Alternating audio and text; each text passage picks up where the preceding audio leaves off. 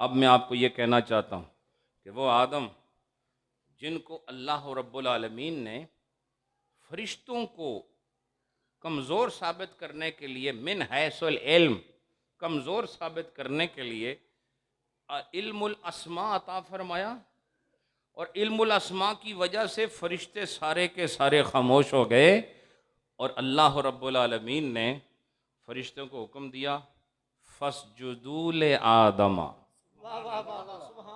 अब आदम के आगे सजदे में गिर जाओ।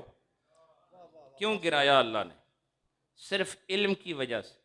जब तक वो लाजवाब नहीं हुए थे उस वक्त तक उनको सजदे में गिराया नहीं था, और जैसे ही वो लाजवाब हो गए फरिश्तों को कहा अब सजदा करो। अगर वो इम्तिहान से पहले अल्लाह फरमाए कि सजदा करो तब भी वो पाबंद थे कि सजदा करना है, अल्लाह का हुक्म हो गया। वो शैतान की तरह करने वाले नहीं थे, वो यफ़अलून मा युअमरून, जो कुछ उन्हें हुक्म दिया जाता है वो उसके मुताबिक अमल करते हैं। लेकिन फिर भी अल्लाह ताला ने तमाम हुज्जतों को मुकम्मल फरमाया और इल्म आदम को फरिश्तों के इल्म पर बरतर करके फिर दलील कायम कर दी कि देखो इसका इल्म तुमसे ज़्यादा है, अब इसके आगे झुक जाओ। सारे फरिश्ते झुक गए और कामयाब हो गए। फरिश्ते झुके, कामयाब हुए, चूंकि उन्होंने आदम के इल्म को मान लिया तो कामयाब हो गए।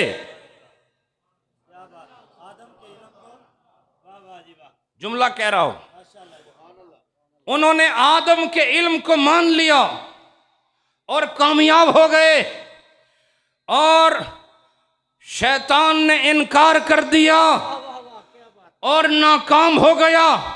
इससे पता चला कमालात नबूवत को मानने वालों के अंदर फरिश्तों की रूह होती है, और कमालात नबूवत का इनकार करने वालों में शैतान की रूह होती है।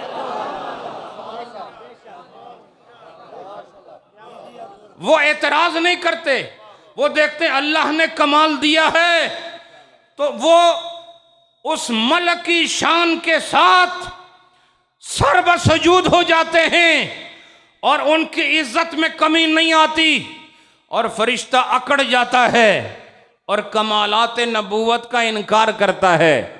आज हम सारी कायनात को दावत देते हैं, ज़रा अपने गिरेबान में झांक के देखो, तुम्हारे अंदर शैतानी रूह है या मलकी रूह है?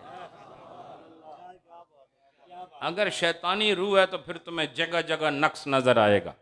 कभी इल्म में नक्स नजर आएगा, कभी शान में नक्स नजर आएगा, कभी तुम्हें उनके इरादों में नक्स नजर आएगा, कभी तुम्हें उनके कमालात में नक्स नजर आएगा। और अगर तुम्हारे अंदर फरिश्तों की रूह मौजूद हुई तो फिर तुम्हें नक्स नहीं, हर तरफ कमाल ही कमाल नजर आएगा।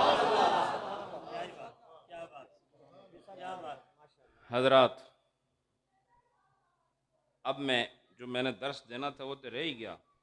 मैंने ये जो आयत पढ़ी थी इसलिए पढ़ी ताकि मैं आपको उस मंजर पर लाऊं और उस मंजर से फिर उस मंजिल पर लाऊं कि जिसमें ये इल्म लदुन्नी अंबिया के सीनों से होते हुए फिर औलिया के सीनों का भी रुख कर लेता है।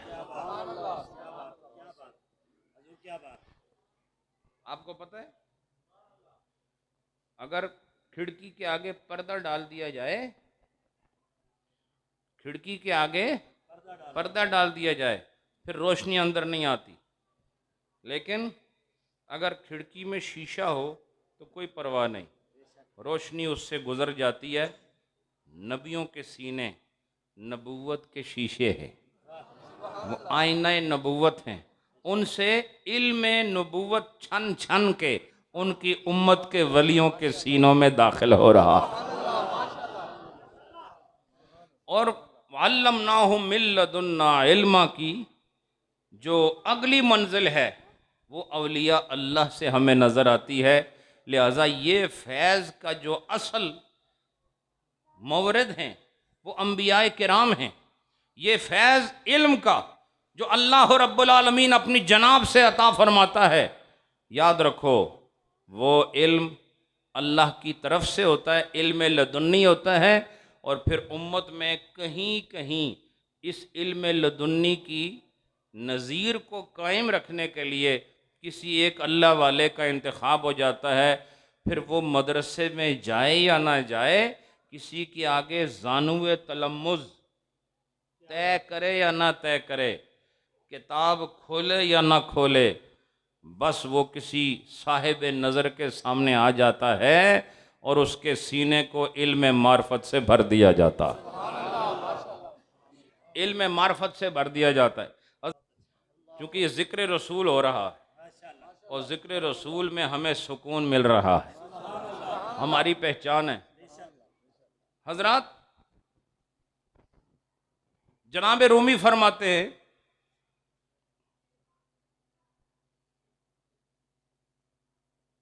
कि अगर तू आंख वाला बनना चाहता है, आंख वाला बनना चाहता है, तो फिर फरमाया किसी ऐसे आदमी के पास जाओ जिनकी अपनी आंख तेरी आंख से बहुत बेहतर है। जी, तो जो आदमी अन्य को जाए कि मैनू रास्ता दसो जी, तो फिर उसने रास्ता तो दसना है, क्योंकि उन्हें यह तो नहीं साबित होने देना कि मेरी अखा कोई नहीं है जी, उन्हें रास्ता ज़रूर दसना है ताकि मेरी बदनामी ना हो। ऐसे ही ये अनपढ़ किस्म के लोग भी होते हैं, उनसे कोई मसला पूछो, जो मुंह में आज जवाब ज़रूर देते हैं, चलो साड़ी जान छुट्टी।